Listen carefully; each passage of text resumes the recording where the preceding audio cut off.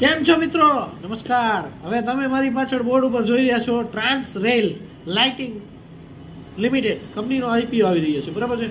હવે આ આઈપીઓની વાત કરી તો તમે બોર્ડ ઉપર જોઈ રહ્યા છો પોલ એન્ડ લાઇટિંગ છે. આપણે સ્ટ્રીટમાં જે પોલ બધી લાઇટિંગ અને પોલ જે થાંભલા જોઈ છે, બરાબર, આ એનો આઈપીઓ છે, બરાબર છે.